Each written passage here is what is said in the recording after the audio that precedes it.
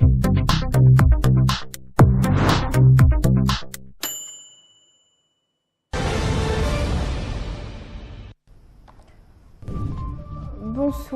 Un atelier de révision finale du livret de sensibilisation sur les pratiques de soins, la nutrition et l'hygiène inspiré des textes coraniques a été organisé ce matin à Nouakchott.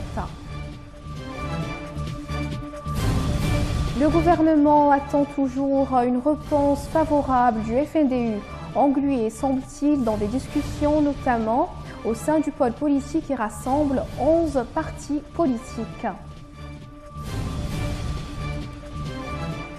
Le djihadiste Beljabaoud, cerveau présumé des attentats de Paris, est bien mort dans l'assaut de Saint-Denis, a affirmé le procureur de Paris.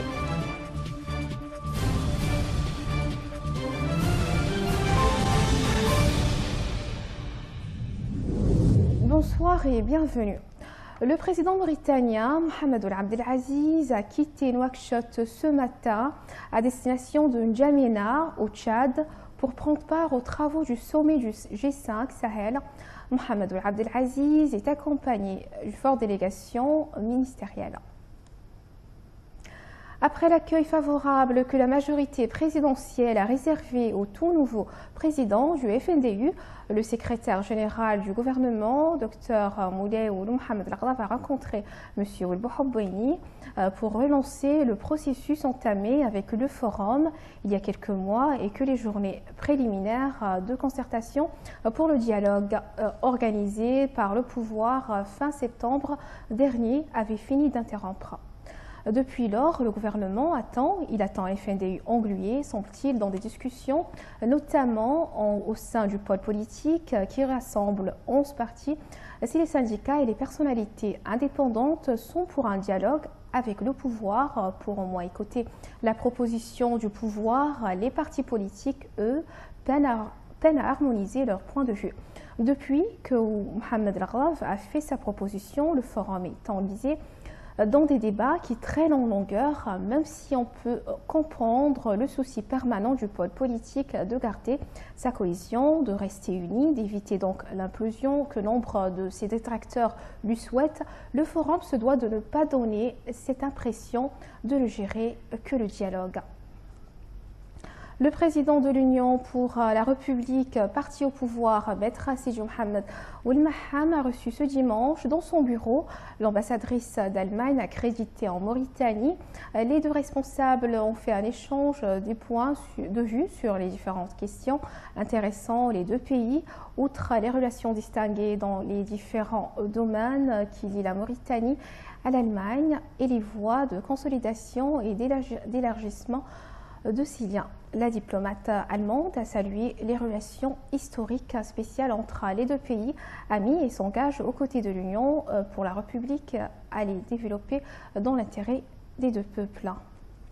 Présence de Maître Ali, certainement aussi les perspectives de la COP 21. C'est l'événement majeur de cette année et décisif pour le climat du monde. J'allais pas si loin de dire que nous allons sauver le monde à Paris, mais on essaiera. Et sur le plan bilatéral, nous avons aussi un projet qui est très important et que nous gérons ensemble en toute confiance, avec beaucoup de succès. Merci. Le Forum national pour la démocratie et l'unité passe une période sensible de son histoire, née des rivalités internes qui sourdent au sein du plus important rassemblement de l'opposition mauritanienne. Une analyse de Mohamed Zahia Ould Abdeloudoud.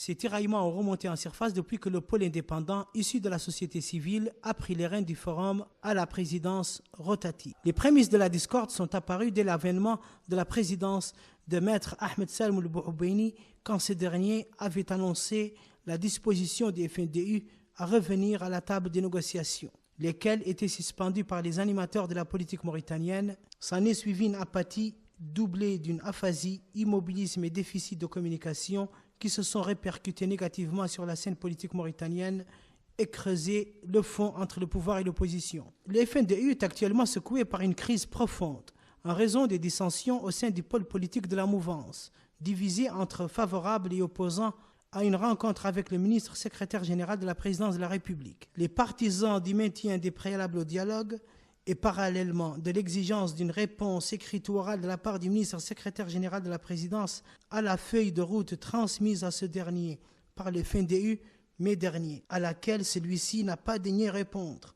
Bien au contraire, pour toute réponse, le ministre avait initié un dialogue auquel ont été conviés du reste tout le monde. Les partisans des préalables donc ne voient pas de possibilité de dialogue sans restitution des négociations, c'est-à-dire la tenue des minutes de celles-ci. En revanche, ceux qui sont favorables à une rencontre avec le ministre se suffusent pour leur part des discussions orales au prétexte que la situation exige de la flexibilité.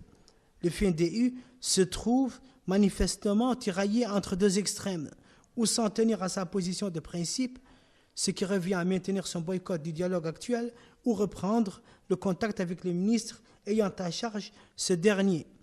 Ensemble, le FNDU se trouve tiraillé entre deux extrêmes, ou s'en tenir à sa position de principe, ce qui revient à maintenir son boycott du dialogue actuel, ou reprendre plutôt le contact avec le ministre ayant en charge ce dossier, ce qui revient à faire une volte-face.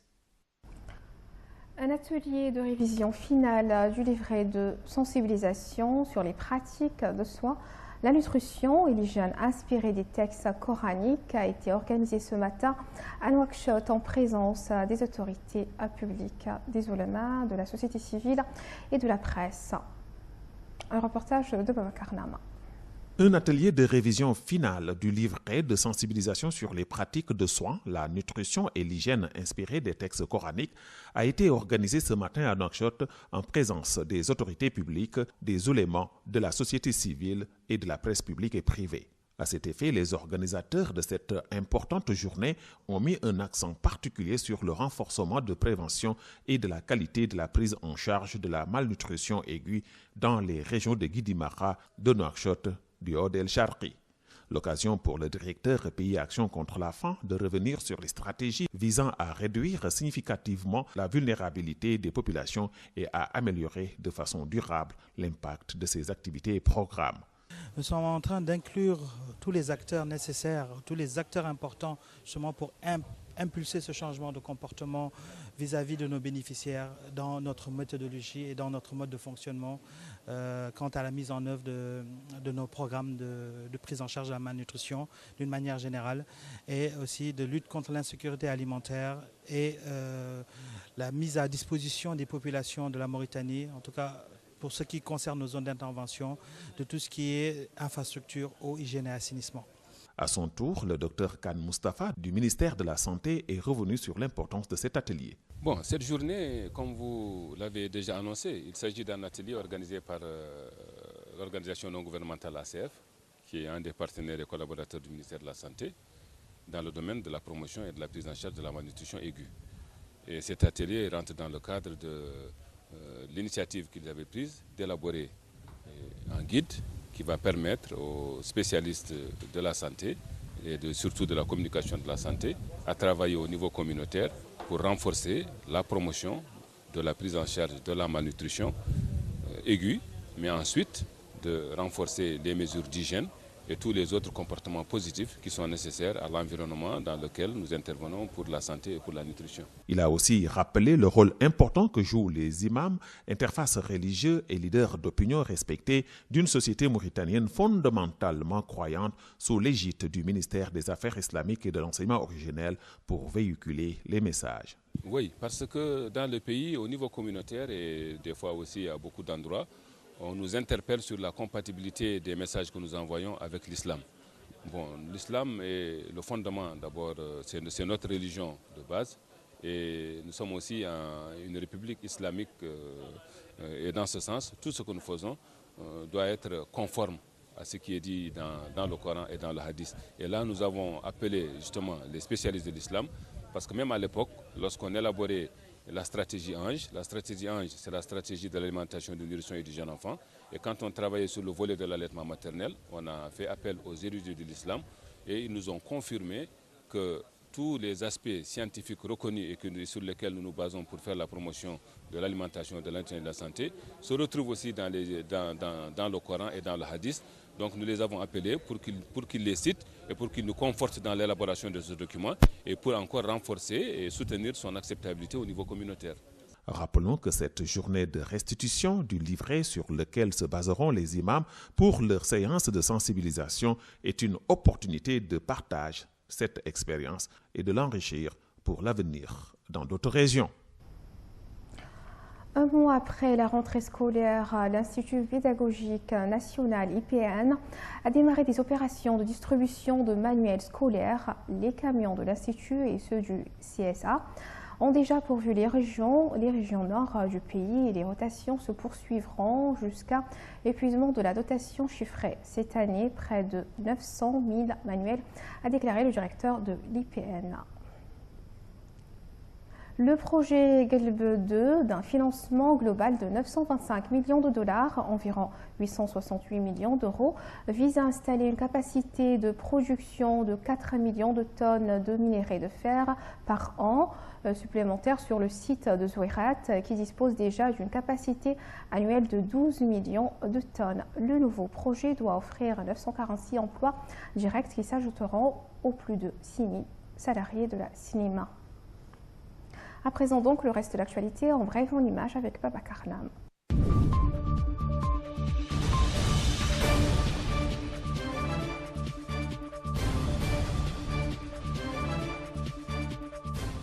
Au attentat terroriste en Europe. Le corps d'Abdel Hamid, soupçonné d'être l'organisateur des attentats du 13 novembre 2015 à Paris, a été formellement identifié comme ayant été tué au cours de l'assaut mené le mercredi 18 novembre contre un appartement de Saint-Denis, a annoncé jeudi le procureur de la République de Paris chargé de l'enquête.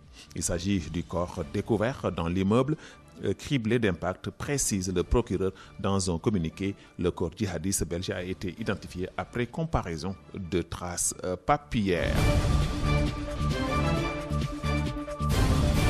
En 2 jours, 2 attentats de grande ampleur ont endeuillé 2 grandes villes du nord-est du pays, Yola dans l'Adamawa, mardi 17 novembre, et Kano le mercredi 18 novembre. Au total, en 2 jours, 47 personnes ont perdu la vie.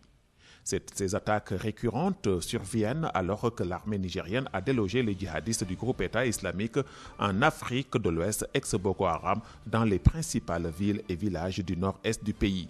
À Kano, ce sont 2 adolescentes qui se sont fait exploser en plein milieu d'après-midi au marché des téléphones portables. L'une se situait à l'entrée et l'autre à l'intérieur du marché, rapporte la police. Les commerçants, eux, décrivent 2 jeunes filles portant un djihad. La Russie s'est dite jeudi prête à coopérer avec la coalition menée par les États-Unis contre l'organisation État islamique en Syrie, à condition qu'elle respecte la souveraineté des autorités de Damas. Nous sommes prêts à une coopération pratique avec les pays de la coalition et à travailler avec eux pour définir les modalités qui, bien sûr, respecteraient la souveraineté de la Syrie et les prérogatives du gouvernement syrien, a déclaré le chef de la diplomatie russe, Sergei Lavrov, cité par les agences russes. Le président syrien Bachar al-Assad a déclaré mercredi que son pays, dévasté par la guerre, n'était pas un terreau par le groupe État islamique et reproché à l'Occident d'être responsable de la naissance de l'organisation djihadiste. Je peux vous dire que Daesh, acronyme arabe de l'État islamique, ne dispose pas d'un incubateur naturel, d'un incubateur social à l'intérieur de la Syrie, a affirmé M. Assad lors d'une interview avec la chaîne de télévision nationale italienne RAI. Il a insisté sur le fait que les djihadistes entraînés en Syrie pour commettre des attentats à Paris et ailleurs en sont capables grâce au soutien des Turcs, des Saoudiens et des Qataris et bien sûr à la politique occidentale qui a soutenu les terroristes de différentes manières.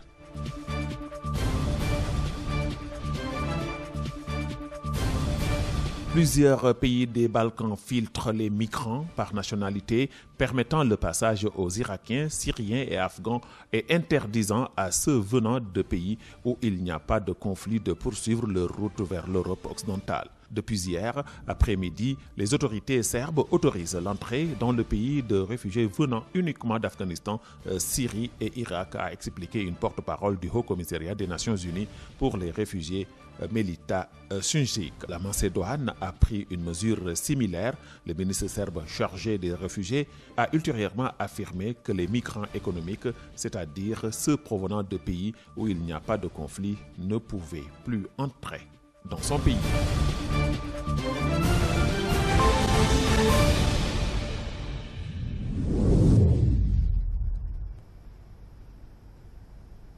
Le sport à présent avec Mohamed Babata.